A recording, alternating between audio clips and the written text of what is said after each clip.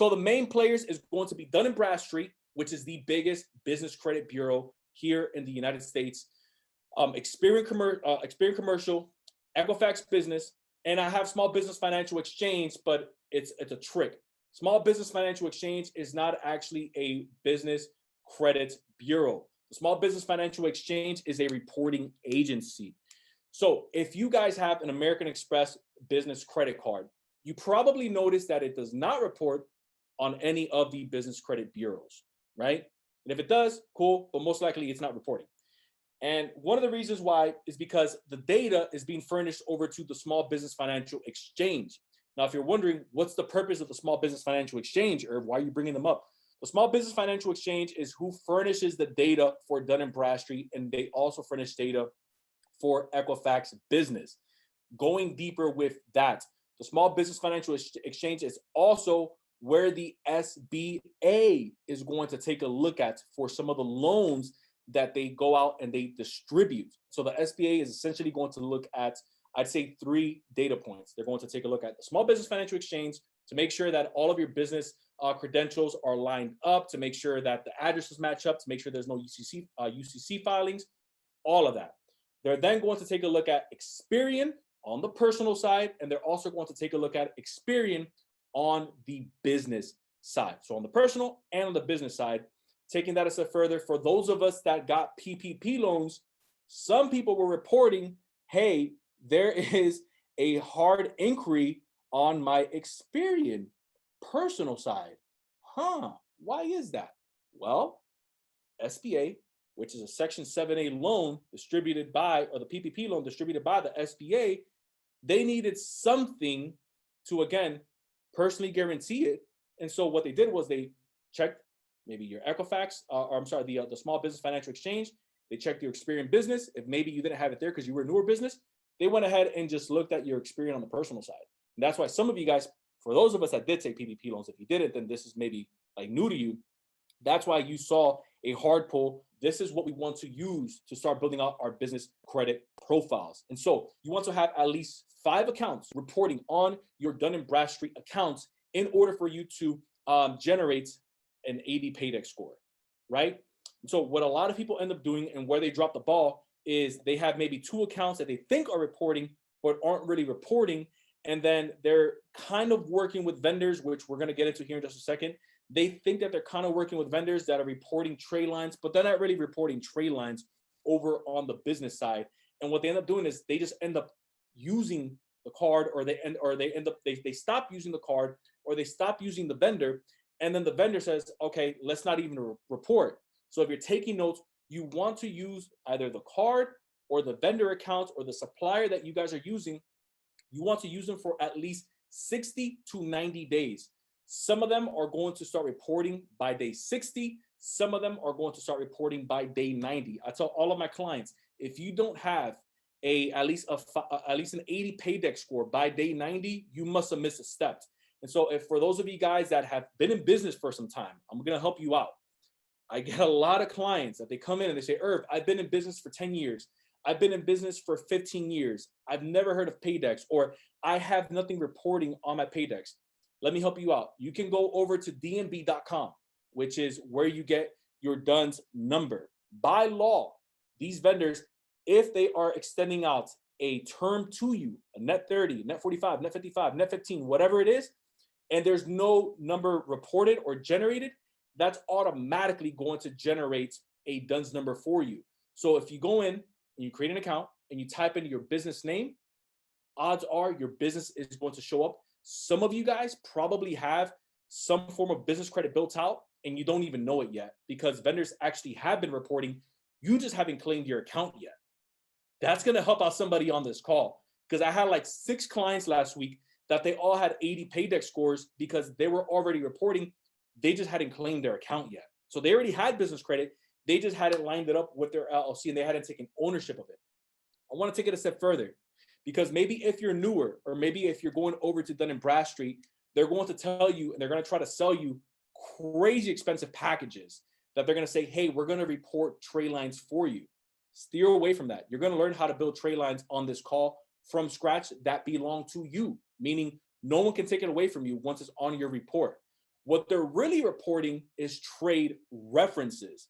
Trade references is the payment history of the account, but it's not an actual line of credit or vendor credit that's attached to the account.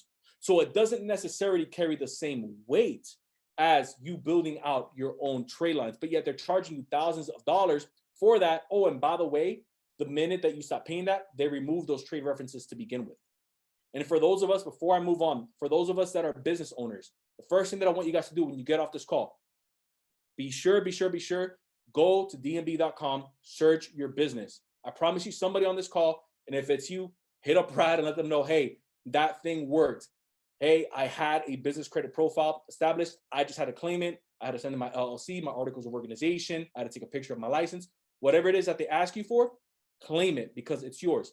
The second thing that I want you to do, if you're an existing business owner, and if you've been doing business with some vendors, whether it's suppliers, whether it's equipment financing, whatever it is, you want to reach out to those store owners. You want to reach out to those vendors, and you want to let them know, hey, we've been doing business for some time. I've never missed a payment. I've always paid you on the time, the net 30, the net 45, the net 60, whatever it is.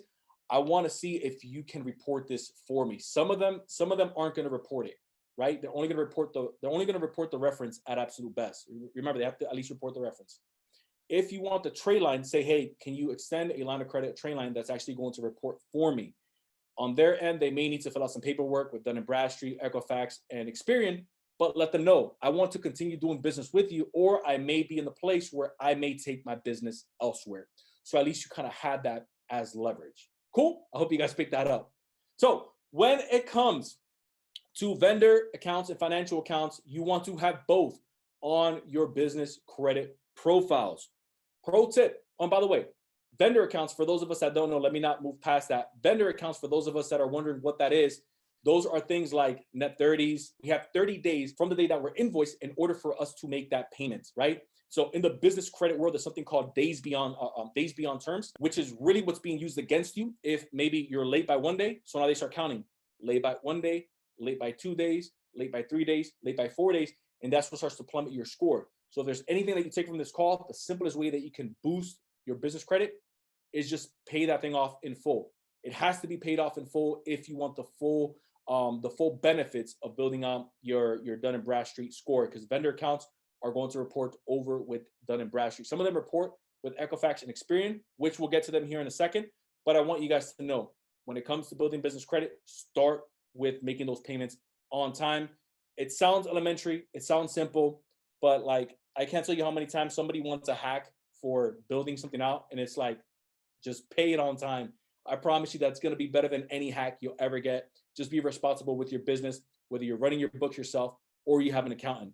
The other accounts that you want to have are financial accounts. So that can be fintech cards like Capital on Tap, Divvy. That can be business credit cards, unsecured business credit cards, or even secured or unsecured loans, which we're going to also be breaking down. You want to have that reporting onto your business credit. Also, pro tip, each account reported is known as a payment experience. And so one of the fastest ways that we like to build out our business credit profiles with our clients is that we tell them, make sure that when you are building out your business credit profile, you're getting strategic with who you decide to shop with and who you decide to pick as a vendor or as a supplier for you. What that means is, if I had to pick between a supplier that's only going to, let's say, report to Dun & Bradstreet versus someone who's going to report to Dun & Bradstreet, Experian, and Equifax Business, I'd rather you go with the latter. Reason for that is because I'm going to have now 3 payment experiences laid out across the board with all 3 business credit bureaus, and that's going to help me out way more than just having a score with Dun & Bradstreet. For those of us that are taking notes, for those of us that are on the recording, for those of us that are on the live call, take a screenshot of this, take a picture, take a mental photo, whatever it is. These are some of the accounts that you can quickly move into to build up an 80 paydex score, to build up at least an 80 on the Intella score, which is Experian, and to build up, I'd say you want at least a 400, maybe a 420 over with Equifax, because Equifax one of their scores ranges from 224 to 580, right? And so the way that you want to set this up is up top, I have Uline, Summa, and Grainger office supplies. I listed those up top because it's the one that you guys are most likely familiar with. It's the one that everyone talks about, and rightfully so. They've been out for quite some time and they still report. But one of the things that you want to note is that in order for you to get these tray lines to actually report to your credit, it has to be something that they deem, worthy. So you want to make sure that you're spending at least $100 with them in order for them to actually report it on the back end. This is known as the tier system. I'm going to give you guys the PG and the non-PG way. But with the tier system, what you can do is you can essentially make purchases. So that's batteries, office supplies, toiletries, whatever it is. Just make sure it's at least $100. And then you want to make that payment within the terms that they give you. More often than not, it's going to be a net 30 account. Now, here's where things get interesting, because with Crown Office Supplies reports to multiple accounts. And so this is one of those things that if I had to pick, let's say, between a Crown Office Supply or a Grainger, you may want to have both, but I definitely want to make sure that I have a Crown Office Supply on there because it's also going to build up my other business credit profiles. eCredible, for those of you guys that don't know, it's a powerful tool. If you already have a brick and mortar location, and if you maybe have utilities placed under your business name, they're able to report that over those payments over to the big three, which is Experian, Equifax, and Dun & Bradstreet. And there's a fourth one, Creditsafe.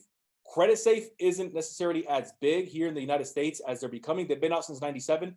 They're bigger overseas. If you're wondering who uses Creditsafe, more so the European companies. That may be a bigger player moving down the road, but for the purpose of this call, just focus on Experian, Equifax, and Dun & Bradstreet, because you'll still be able to get the cars non-PG. You'll still be able to get some of the corporate credit that you guys are wanting to get access to. When it comes to checking your business credit, we have it on there. NAV. You can have a free account with NAV, but I recommend, if you want to have tray lines reporting onto your business credit profile, they report them across the board. You want to have, I believe it's their Business Plus account. It's like $39. It's subscription, and they go ahead and report that account. It's just a fast way to build your account. So if you guys want to kind of like my take on this, and if you guys want to like a little strategy, I would do Crown Office Supplies, eCredible, NAV, and Uline. There's 4 right there, right? Remember, they're reporting across the board. So now we're essentially building out our business credit across the board. And then I would go ahead and maybe pick a Sam's Club card. One of the reasons why I would pick a Sam's Club card is because a Sam's Club card, the only thing that you have to be is a member with Sam's Club, but it's non-PG, meaning it's going to be EIN only. And by the way, it's not just EIN, but it's also a MasterCard, which means you can use it anywhere a MasterCard is accepted. So it's as good as a traditional credit card. So it's not like some of these other accounts where you can only use that line of credit, those terms there. With Sam's Club, you can come out of Sam's Club if you have that MasterCard, and you can go ahead and make purchases that you maybe need for your business that you can't find at Sam's Club. Now, the trick with getting approved for Sam's Club is you want to go in person. That's the first thing. Obviously, you want to be a member. So become the member. You want to go in person. And then the third thing is you don't want to put your social, because they will hard pull you. I'll tell you right now, like don't message Rad and his team saying, hey, they hard pulled my credit. If they did, you guys, it's most likely because you use your social.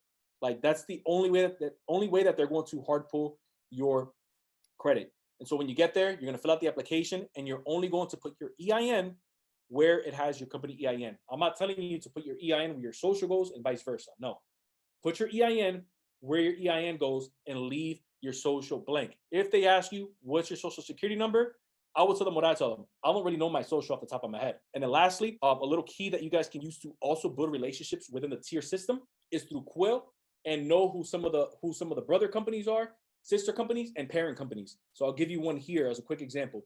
Staples owns Quill.